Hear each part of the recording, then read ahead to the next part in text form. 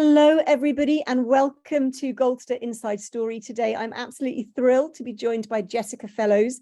First time I met Jessica was a few years ago. We were both doing the same literary festival, and she was talking about her books on Downton Abbey. And since then, she has become an amazing crime writer, and she's now got a standalone novel. So she really does kind of go across the spectrum of non-fiction and fiction. So welcome, Jessica. Thank you so much for joining us. I'm really happy to be here. Thank you.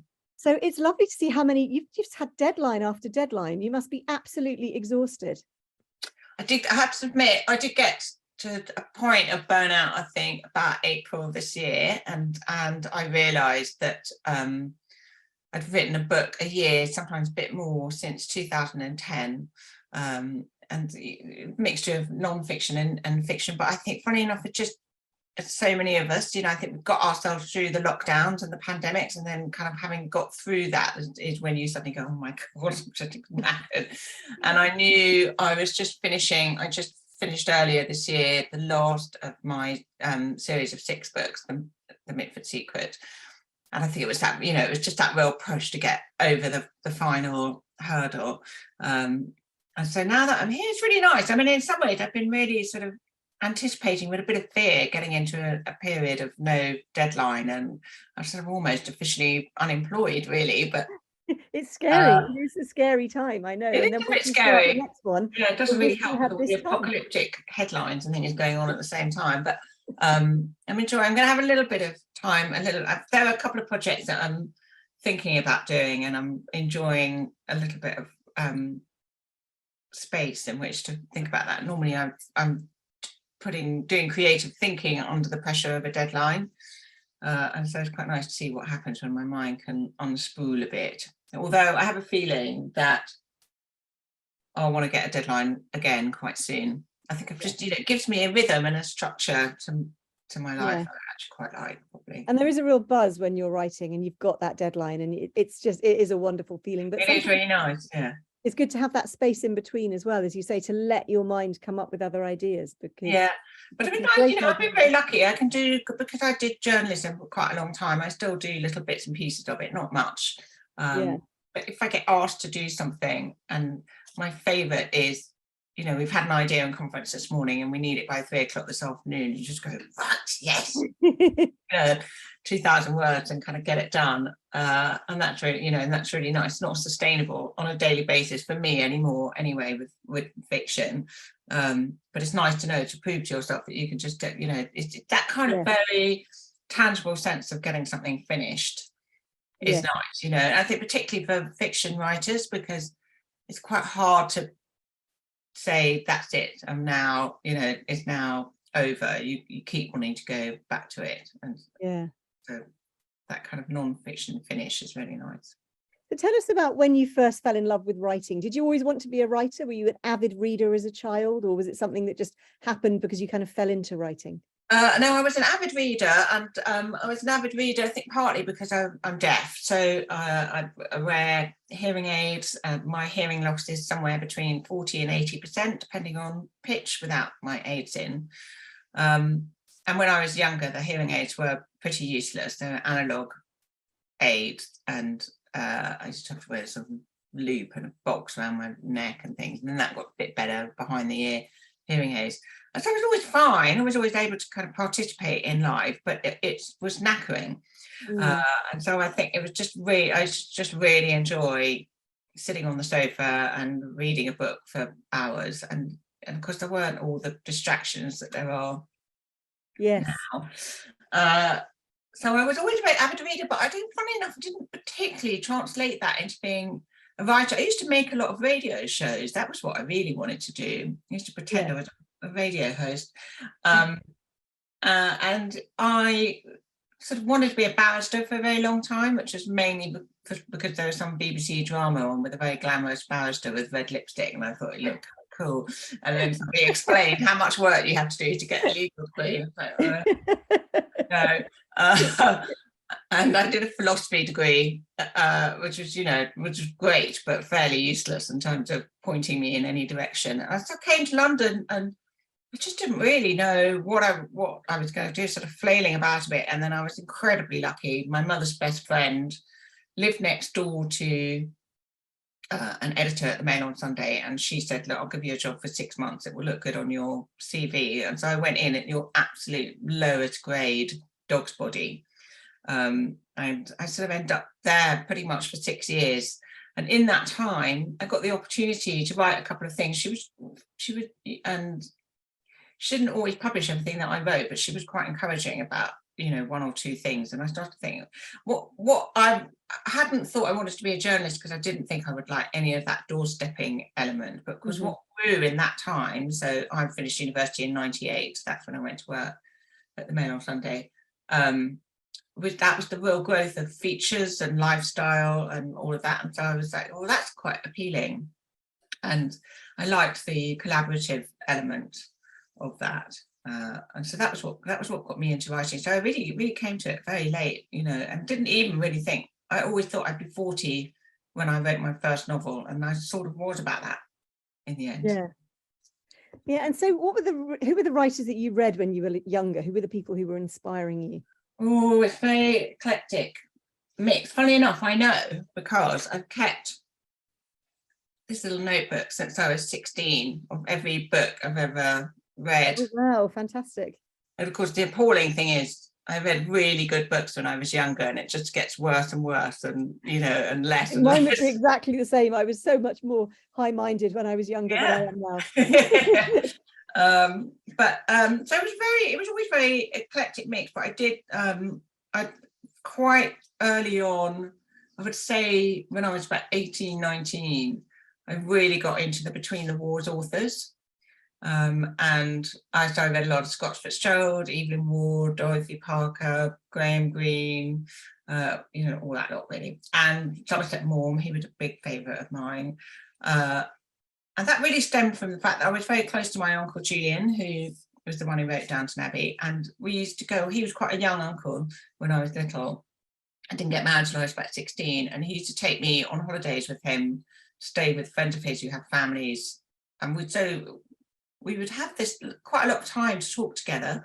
And he used to tell me about all the funny family stories from that era and that kind of life. You know, his own father was born in 1912, my grandfather, who I knew, and he had memories of when the war began, and his father was killed in the war, and how that affected his mother and how their life changed.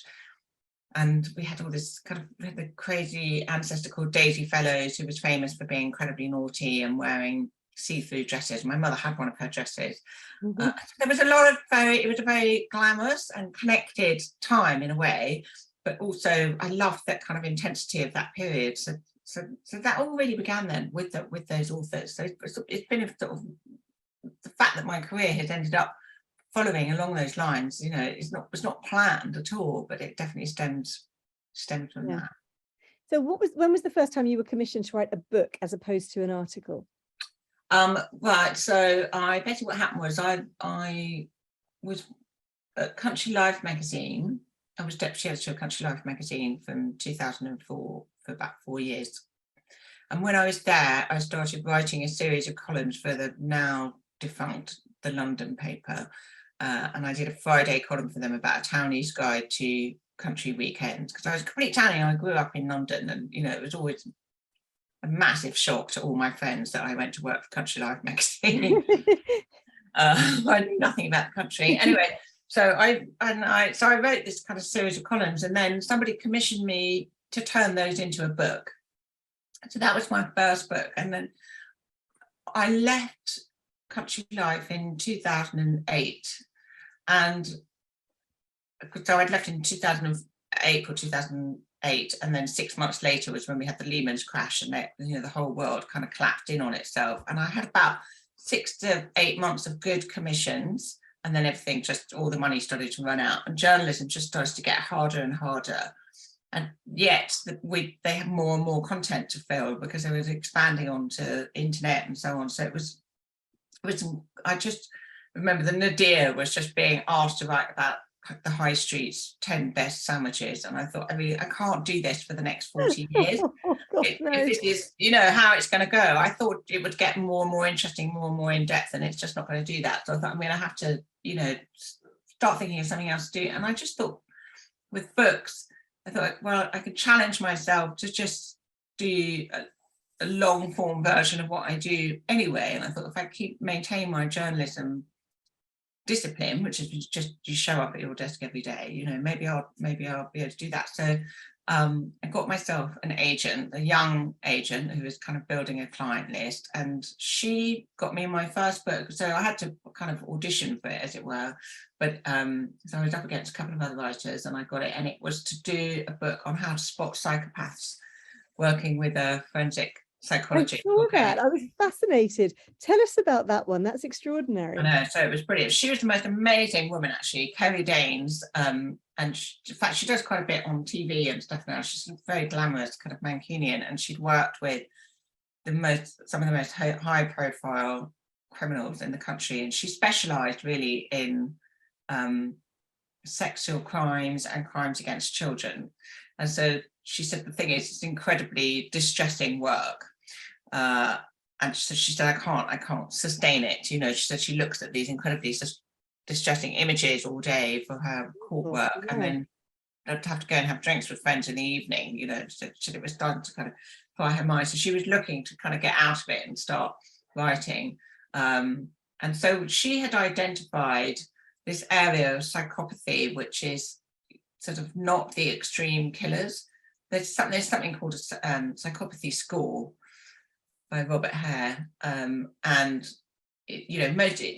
think you score most of it's between 0 and 30. It's a series of questions, and you score 0, 1 or 2 for each question.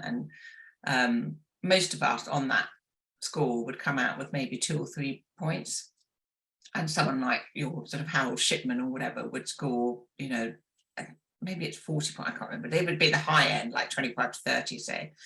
But she said there's this little lot of people who sit around sort of 16 to 17 points, and you don't find them in prison. You find them usually at very high level corporate jobs. And they are the kind of people who would sort of sell their grandmother, to do anything. So they're not killers, but they're extremely nasty people to be around. And dangerous to be married to, and dangerous to work with, and all that. In fact, one of the jobs that she now does is identifying potential psychopaths at interviews for people who come in to work for kind of hedge fund thing. She said it's really interesting because, they don't want real psychopaths, but they do like a little bit. A slight tendency towards because they want someone. Wow. They want someone who's got that kind of single-minded drive, So it was absolutely fascinating. That was it actually worked really well as a transition from journalism, because it really was a series of interviews with her and writing them up. And then I really liked the challenge of writing them into her voice. Yeah. And I learned a lot about psychopathy. The only slight thing about it was I was pregnant at the time and I was writing it. And I remember I didn't do any kind of antenatal classes or whatever, but I did one yoga pregnancy thing. And I was sitting around in this circle, and the teacher was saying, "Oh, so everybody tell us, what you do." And the person before me said, "Oh, I'm doing an art history degree at the moment." And the teacher said, "Oh, that's how marvelous, so you must be, as your child is growing inside you, you're looking at all these beautiful paintings." And I thought, oh my God, I'm reading about psychopaths, and what is that doing? Did you get totally terrified about what was going to happen? Did you get a bit terrified? Anyway, but I did that, and then after I got that, it kind of came in a bit of a rush. Basically, that summer 2010, my son was born. So I'd only really just finished the psychopathy book. I think maybe it came out in 2009, I can't remember. And then I was meant to take a bit of a break, but maternity leave, but I sort of didn't really. 2010 was the year that the first Downton Abbey series came out. Yeah. And I ended up, I'd gone for an interview to write 2 business books. A business book became 2 business books for the founders of notonthehighstreet.com. And I got that. And then at the same time, my agent said, "I've heard that the producers of Downton, publishing a book, but they haven't found a writer. Do you think we should put you forward for it? So I emailed Julian and said, would you mind if there was another fellows on the project? What do you think? And he said, yeah, I think it's a great idea. So I ended up meeting the publishers. They really liked the fact that I'd worked at Country Life magazine, so I knew my houses. I had a very natural instinct for that kind of between the wars era because of my love of all those authors, and you know, so there was no sort of academic knowledge particularly, but there was a real enthusiasm. And I was really interested in the project because it was not just how the series was made, but it was about the social history context, the real life inspiration behind the plots and the characters and so on. So I ended up writing that in January 2011 in order to get it out in time for the second series in 2011. But I thought it would just be the one book, you know, and I can remember being a bit, first I was a bit unenthusiastic. My boy was 4 or 5 months old and I kind of wanted to sit at home a bit. My husband was like, no, if you don't, this is going to lead to so many amazing things, you've got to do it. And actually it worked very well because he's, you know, they sleep most of the time, and I just would write when he napped. And quite idyllic. Sounds rather a lovely thing to have done. It was a nice thing. It was a nice thing, and it was nice to kind of be thinking about nice things after psychopaths. Absolutely. From psychopaths to country houses. You see, that could be your memoir name. Well, that pretty much took me on to Mitford Murders. I mean, in the end, that was Well, let's talk about Mitford Murders. So you were writing non-fiction, you've done journalism and non-fiction, but you always know you wanted to write a novel, or I think any writer thinks, you know, there must be a novel in me somewhere. But I started with I ended up Downton Abbey books kind of kept on going, you know, every year I think this will be the last one and then there'd be another. So I ended up doing, I think, 5 or 6 altogether. One was a sort of quite small one, and quotations. But I was sort of, you know, was thinking, oh, I'll do a novel. And so finished the Downton, and they said that really is it. There really won't be any more TV. So I knew the books were definitely over. I'd had 1 year off because I had to get the business books done in between. And then I thought, okay, maybe now's the time to do fiction. And I thought, well, I knew I would want to do something that was set in that between the wars era. It just made sense. I'd done so much research doing the Downton books. And I felt there was still a lot more to say about that era. Really find it, you know, a very fascinating time.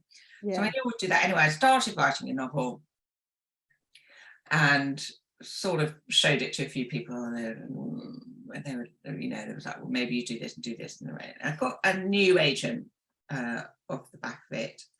And then I just had the extraordinary good luck that I was approached by Ed Wood, who is my publisher at Little Brown, and he had come up with the concept of the Mitford Murders as a series. So he knew, you know, the idea of taking all 6 sisters and using each one as a, you know, each book in the series and putting them into sort of fictional crime situations. Anyway, he came, we had a meeting. He said, what do you think? And I said, no, it sounds, you know, probably amazing. Let me go away and think about it. And I sort of, my feeling was that the Mitford sisters themselves were not really likable enough to carry readers through for a whole series. You just never, you're not going to root for them. Yeah. But they're fascinating. But once I came up with the concept of having a nursery maid going in and working for the family, and, you know, just having that, and of course, you know, having had the Downton Abbey and knowing everybody wants all the elements of a house now, you know, they want the below the stairs as well as above stairs. There was a really interesting thing that happened. I'm sure you know about this. The National Trust noticed after Downton Abbey started, you know, the whole point of National Trust houses for a long time was all the artwork and all the antiques and all the grandeur of the rooms and so on. And after Downton Abbey came out, everybody started saying, we want to see the kitchens, we want to see the servants' quarters, you know, and they had to kind of, those who still have them, not that don't have them anymore, but those who did, you know, started opening up all those areas again, because people, you know, quite often could trace their relatives back to probably both upstairs and downstairs, you know, and so you want to see that all of that parts of the house. So I knew I wanted all of that in the house.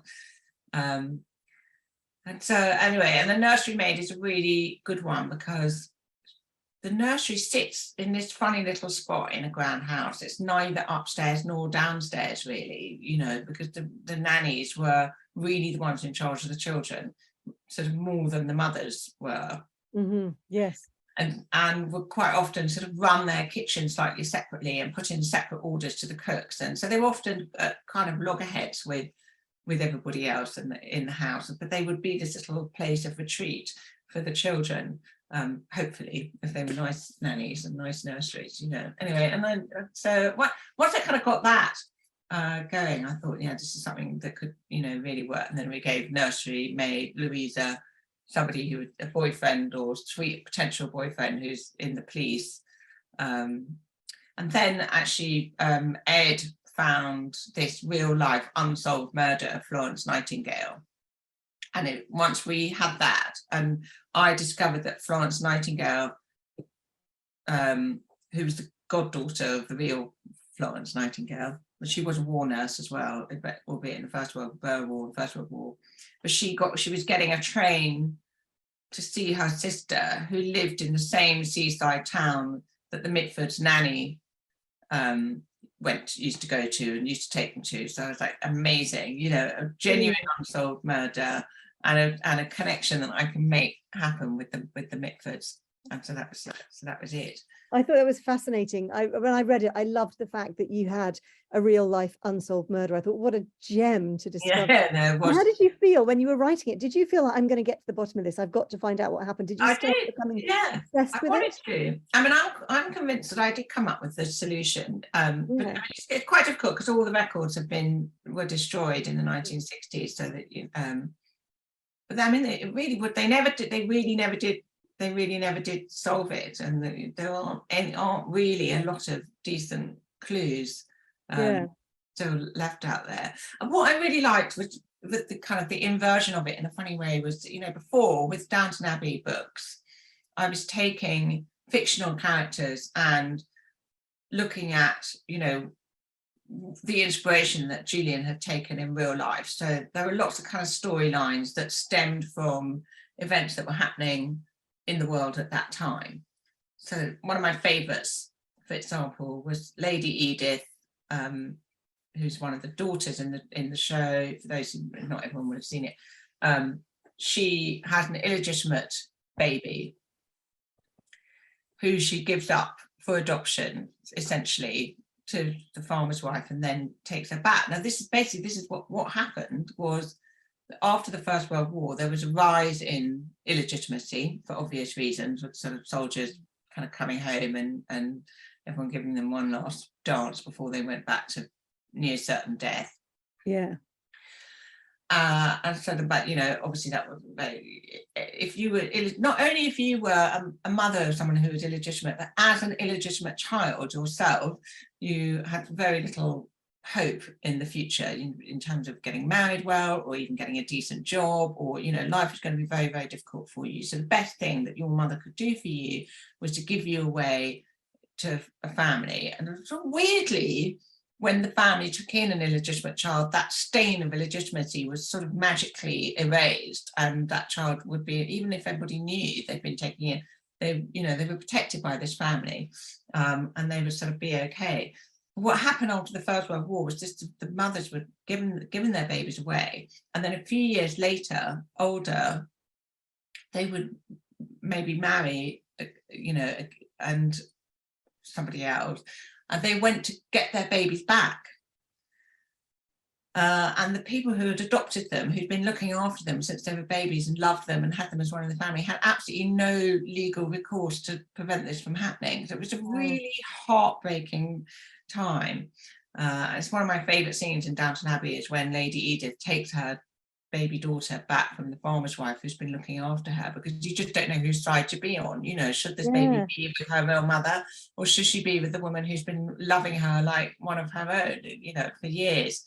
And so that was why adoption became a legal process in 1926. Right. So it was really, you know, there was a really interesting way of kind of sort of substantiating a lot of what Julian wrote in the show, making it really kind of real. Yeah. history knowledge is brilliant. So that was taking a fictional character and finding out the real life thing behind it. And then with Mitford Murders, it's this kind of weird mix where on the one hand I've got these real characters, the real life Florence Nightingale who gets married and gets murdered, and then the real life Mitford sisters and all the people around them, and I'm putting them into fictional situations and trying to work out, you know, how they would behave. And at first I really struggled with it because my comfort zone was very much non-fiction. Mm-hmm. The fact that I could just research something and find out a fact. And I can remember I had a soldier character in the first book, and I thought to myself at one point, oh, it's so annoying that I can't just look up what rank he was in the army, you know. And I was like, oh, I can just make it up. But I was trying to sort of underpin a lot of what happened in the novel on sort of real life events, because in some ways it's a bit of a cheat because it's a shortcut to authenticity. But also it made me feel more comfortable. But the other thing I did find interesting was just trying to work out those Mitford sisters characters, and I sort of, in the end, I sort of worked out for myself that first of all, there's no such thing as a single true version of something that happened in the past. There's no one, you know, there's no one version of it. No. It's your version, there's everybody else's version. You know, you can test this out by just asking 5 people what happened at Christmas Day last year, you know, and they'll all give you a slightly different story. So I thought, so it's legitimate to look at a historical event from another angle. The other, you know, and the Mitford sisters themselves did not always agree on what their childhood was like, or what their parents like, or what each other was like, or what was, you know, happening in the 1920s, and sometimes down to some quite basic facts, you know, about what childhood illness they had would be recorded differently by the different sisters. And I thought, in a way, what's really nice, I'm not trying to write a biography. I'm trying to look at the gaps in between the facts that we know, and, you know, what might have happened that took them from there to there.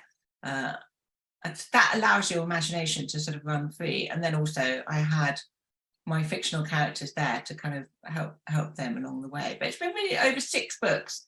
I became much more confident about sort of putting more onto them, and they became more real. So Nancy, who I've worked with across 6 books, feels incredibly real to me now, even though most of it's probably superimposed by me.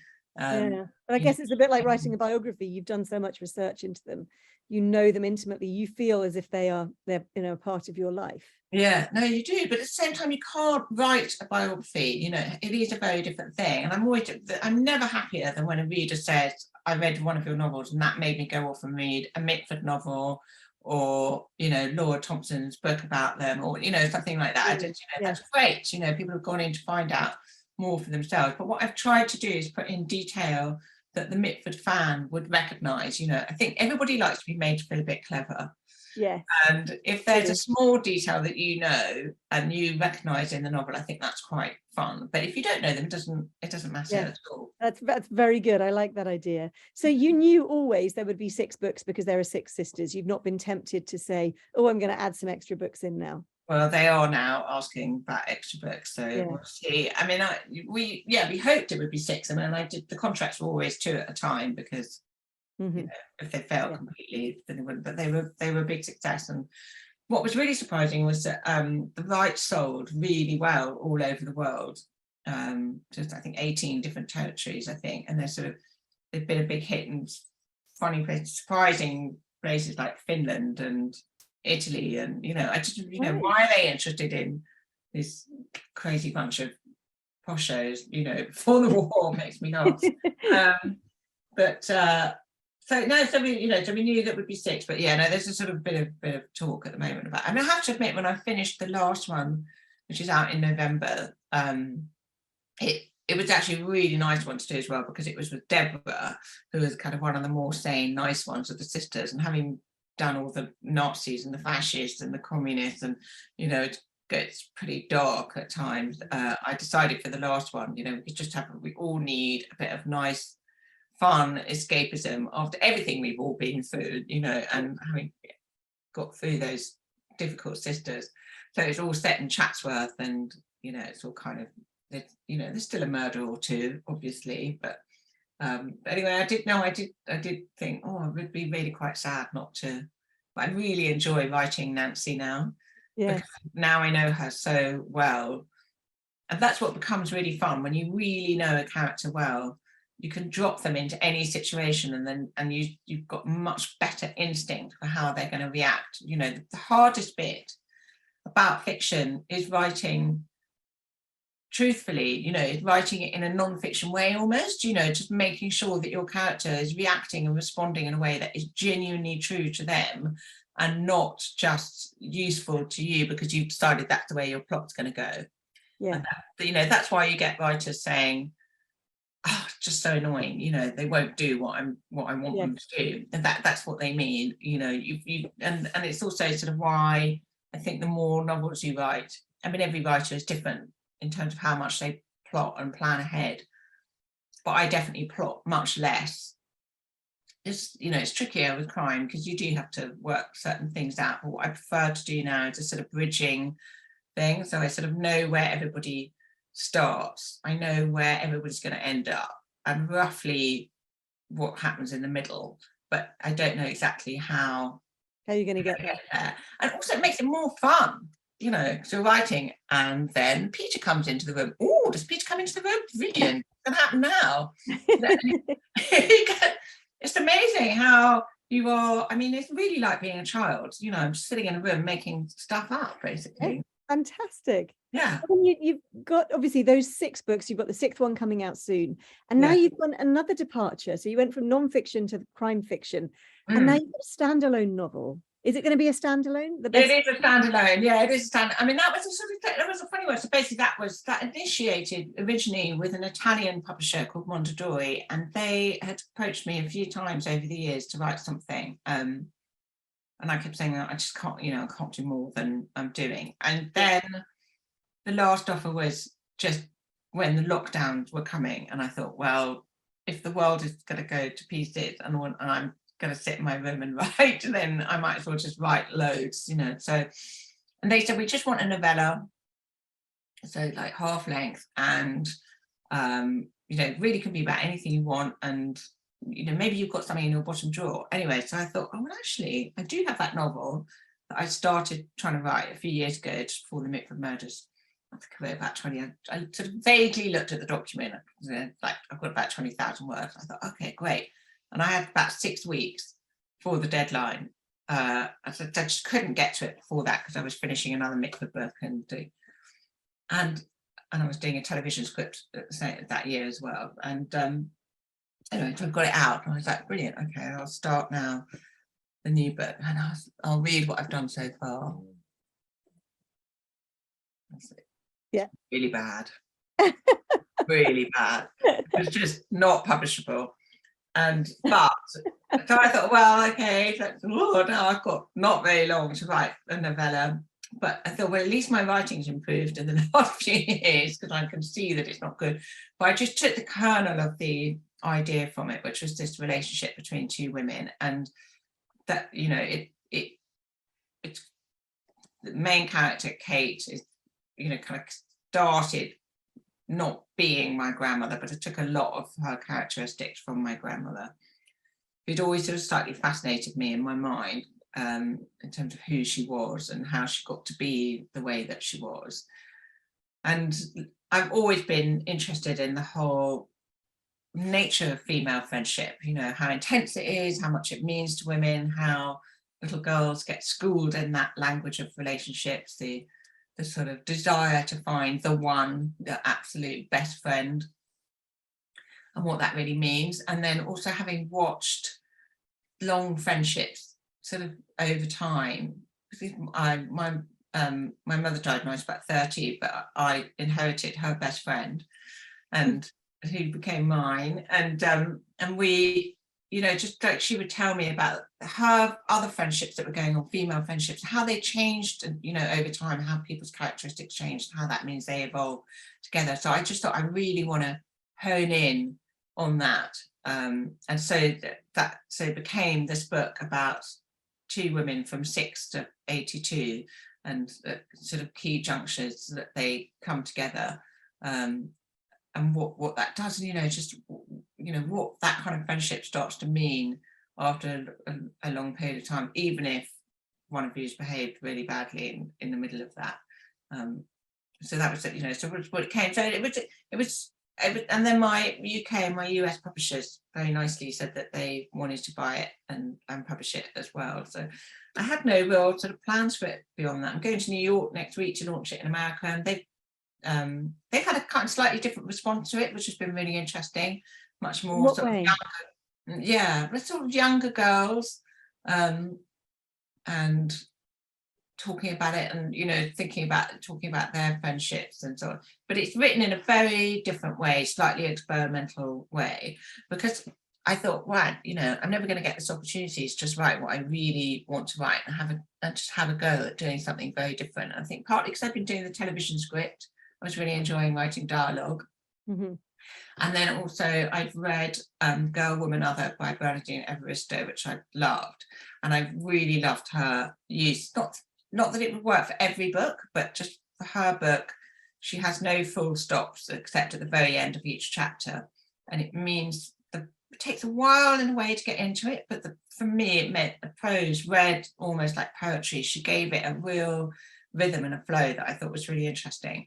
And so I had this idea of doing the dialogue in The Best Friend without any speech marks, or he said, she said, and you have to, so it's only ever between two women, and the voices should be distinct enough. You have to sort of follow. But the idea is that you're completely immersed in their conversation, because for them, when it's the two of them talking, that's what it's about. It's just them in their conversation. None of the rest of it matters. And I like the idea of not setting it in any particular time or any particular place. There's very little physical description. I like the readers to impose their own pictures on them, and it's because my books have been so much about the period they're in, the place they're in, kind of what they're wearing. It was just really interesting to just strip all that away and just get just down to the kind of raw nuances of a female friendship, and it's only about them. The other characters are kind of peripheral in the sense that they're only there to show when the women are reacting against them in some way, and into each other. So it was an experiment. As we've got a question here, and do remember, everybody, you can put a question for Jessica in the chat. When you're writing dialogue, do you ever trial it by reading it out with others? No, I know everybody always says that you should do that. And I did think about it at one point, and maybe if I'd given myself longer to write it, it would have been interesting to do that. It is a very good idea to do it with dialogue. I find it, and I know Julian reads that dialogue for his scripts to himself. Mm-hmm. There's a sort of cringe factor that is quite hard to get over. And also I'm very impatient. So when you read stuff out loud, it's slow. I'm very admiring of Anne Tyler, because she reads out every single word and then listens to it and then edits, and I say, oh my God, that's hours and hours and hours. But then she writes amazing books. So, maybe I really should be giving it a go. And I would like to, but I did work when we had the audiobook recorded. It was really quite fun because we got two different actresses to do it, and it should read a bit like, listen a bit like a radio play, right? And they put in they put in sound so you can tell when they're talking on the telephone and that sort of thing. So it's a bit one up from a normal audiobook. Yeah. We've also got a question. It's quite a long question about deafness. Gita says, I saw an interesting program about John Bishop and his son Joe. Joe has an autoimmune disease and was 15 when he started to lose his hearing. He's lost 60% of his hearing. In the documentary, John and Joe learned BSL, and John performed a gig in sign language with deaf comedians. The program was called John and Joe Bishop Life After Death. Joe found a really welcoming deaf community, as he'd fallen into a void where he felt he didn't fit in anymore. How old were you when you started to lose your hearing, and how did it affect your life? Did you find solace in writing as well as in reading? Cool, thank you very much for that thoughtful question. No, funny enough, I was reading about that documentary this morning, so I'm definitely going to watch it. Well, I was born deaf. They didn't know until I was 2.5, because I was born in 1974, and they didn't have all the hearing test that you have now. So it was only when I was apparently being very naughty and ignoring my mother in the park and that sort of thing, they realised. So I was 2.5 when I was diagnosed. And that was just enough time for my parents to be able to work on my speech early on. And my mother was an actress, so she used to do elocution exercises with me all the time, and they would talk to me like this, so that I would hear every syllable of a sound. So I think, so I never, in those days, in the 70s, it was a sort of funny thing, because it was actually, the trend was for sending children to special needs schools. And my mother really fought against it. I think I did do one day in a deaf school, and she said that that's enough, she's going to normal schools. And so she went, my parents definitely would, for them, it was like, it's about treating it as if it doesn't really exist, and we're just going to carry on life normally. And so they gave me huge confidence. There was an element, I think, possibly of never really addressing the fact that it was something that I found difficult and embarrassing at times, but the general MO was, we're just going to kind of carry on. So I never got involved in any sort of deaf community, and had very few deaf friends, one or two. And actually now, when I do meet people who are deaf, it's funny, there's a part of me that enjoys being able to talk about stuff and recognize things and laugh about certain things, but it's another part of me that doesn't want to be identified. It's like, it is a part of my identity, but it isn't all front and center of who. It doesn't define you. Doesn't define me. It doesn't define me. I'm very lucky compared to most deaf people. I can hear, engage in normal life without, really too many bells and whistles. And you perform on stage, and you give talks about your books, and and I've posted everybody in the chat. Jessica wrote a wonderful article a little while ago when Rose Ayling-Ellis was on Strictly as its first deaf contestant. So I put that up for you, and there's this fabulous photo of you in the dancing at a wedding, kind of really freaking out on the dance floor, and it's such a glorious picture.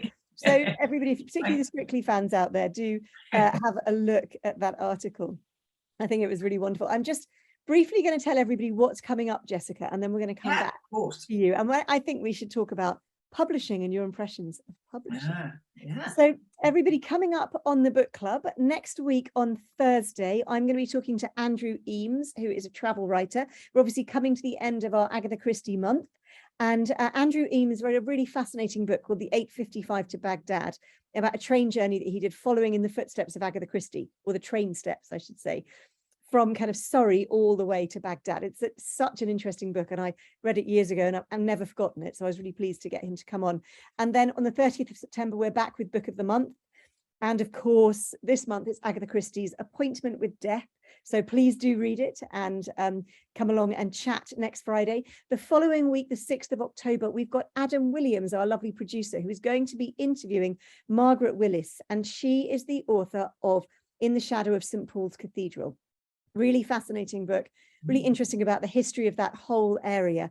And then the following day, on the 7th of October, and in fact, I've got it here. I wasn't very prepared this morning, but I do have one of my books here. I'm going to be interviewing Richard Hammond. Now, you might think, oh, the guy from Top Gear. No, not that Richard. He's an author, and this is his latest book, The Green Traveller. And he's really made it his mission to let us all see about holidays that don't cost the earth, about traveling by train instead of by plane, and looking at places where you can go wild swimming around the UK. Very, very interesting. So do join us for that. And then also to let you know what is coming up on PPG, our sister show, Purpose, Passion, Grit, which is on, as you know, on a Tuesday lunchtime. So next Tuesday, on the 27th of September, we have Humphrey talking to Jeff Spink, who is a champion of thalidomide sufferers, who's worked as the age and disability correspondent for the BBC News, reporting for radio, television, and the BBC website. And then we have a special on the 4th of October. Adam Williams is back interviewing our own Rosie Stancer, the wonderful Rosie, and her entire team, who are crossing the Sinai Desert at the moment. They're going to tell us about their roles in the team, their training, and their hopes and fears. They're about to set off on this incredible exploration. And then on the 11th of October, I'll be back talking to Denise McGahn, who is a life coach with an MSc in applied positive psychology. And she's got a new book out called Anthology, which offers an alternative perspective on midlife, how you can create a future full of meaning and fulfillment. Couldn't be more of a Goldster subject, could it? So really, really looking forward to all of that. And as you know, we've got some really fascinating people coming up. But Jessica, you have been absolutely brilliant. And I'd love you to tell us about what you've got capital crime coming up, haven't you, next week on the 30th? You're going to be appearing in London. Yeah, and I think there's still tickets, and I'm on an amazing panel with Abir Mukherjee, who's done some historical crime books set in India, and a couple of other crime authors. We're talking about about using history in crime books. Excellent. Capital Crime in Battersea Park. It's long overdue to start having literary festivals in London, because it's so bizarre how many there are around the rest of the country, and very few. There was a time when there was almost nothing in London. So crime festivals have become a big thing, haven't they? And to have it is. And also, but also, you know, as an author, you know this, Lucinda, you know, you spend so much time sitting by yourself at your desk, and you kind of almost forget that anybody's going to read the books. And so it's really nice not only to meet other writers and sort of swap war stories with them, but also to meet, you know, real life people who've been reading your books. It's always quite exciting. So you've been in publishing now, really quite including magazine publishing, since you left university. Yeah. And have you noticed a change in publishing? I mean, how do you feel? Because I've definitely noticed a change in publishing over the times. I started out as an editor and then became an author. What do you think it's like now in publishing? Is it different from when you were first working in it? Well, I mean, magazine publishing is, you know, kind of been out of that game for a while. Funny, recently I've been feeling like I'd love to get, I think it's because I've started reading interiors magazines again, and I've been thinking, oh, it'd be really nice to sort of get into that. I think that, you know, newspaper publishing is a very different game from when I was in it, because they're under a lot of pressure with not a lot of money to produce a lot of content. And so I think, you know, people are getting stretched very thin, and then they are spending less money where I think it really matters, like really good sub-editors. And journalists now have to write their own headlines, and they get and headline writing is a real skill. It's difficult. Oh yeah, I find it so hard to write headlines. So hard to write headlines. You know, some people are natural at it. Yeah. But of course, what happens is they get you know, tracked according to how many clicks their articles are getting, and so this is why you get this clickbait territory. You know, so and you know, and I had it a few times myself at the Mail on Sunday, where you write a fairly innocent interview, but the subs would find something that they could turn into a headline, and you would think, oh my god, that's not the article that I was writing. And so that was the Mail on Sunday, you know, thing. But you know, getting journalists to do that themselves on their own articles is, you know, it's quite dangerous, I think. So there's been that element has changed. In book publishing, it's hard. I mean, I've been in book publishing really only since 2010. I think, you know, definitely the biggest changes have probably just been in the last very few years, just because of the pandemic and the lockdown, and what the biggest effect really, I think, that happened was that books were still selling because people were reading, but people weren't able to go to bookshops, and so they were buying off your well-known online bookshops instead. And what happened was that they would, you know, you're not browsing, you're not talking to the book assistant, you're not picking up that book by chance, you're reading the books that are being recommended to you according to your algorithms. So all the big authors, your Dan Browns and your J.K. Rowlings and Robert Galbraith or whatever, you know, the big authors are doing amazingly well. They're selling huge numbers. I mean, Richard Osman's books, he's selling huge numbers. But it's really hard for your mid-level author and especially your debut author to find a way to get your head above the parapet and to get noticed and to get promoted online, and the publishers themselves have, you know, been putting more and more resource into this big stuff, so they spend their money on supermarket promotions, although supermarkets are not buying as much as they were. Interesting, right. You know, into online promotions or major bookstore promotions.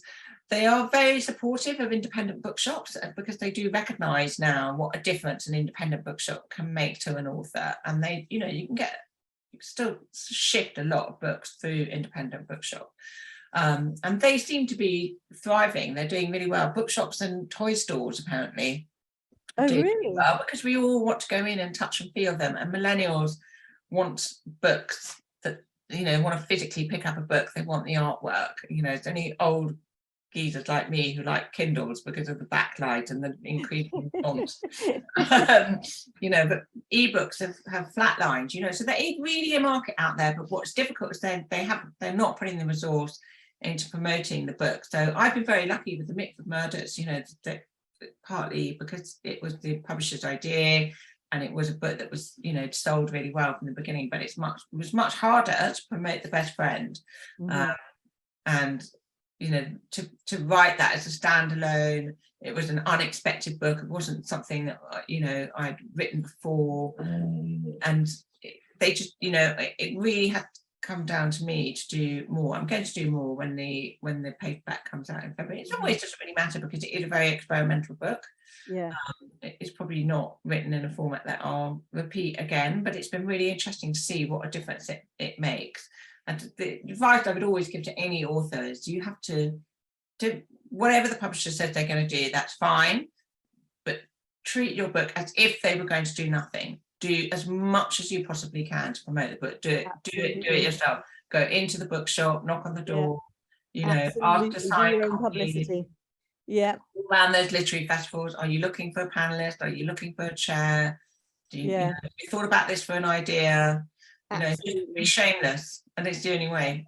You've got to do it. I agree totally. It's deeply frustrating. I know we have lots of authors who say the same thing, that the publicity side is, you know, it's really hard. So we've got to comment. You're the one who's earning the money from the books, so go out and sell them, and nobody loves your book like, you know, nobody knows it like you do. Absolutely. Knows it like a comment here, I totally agree. That's how I got my book stocked. Yeah.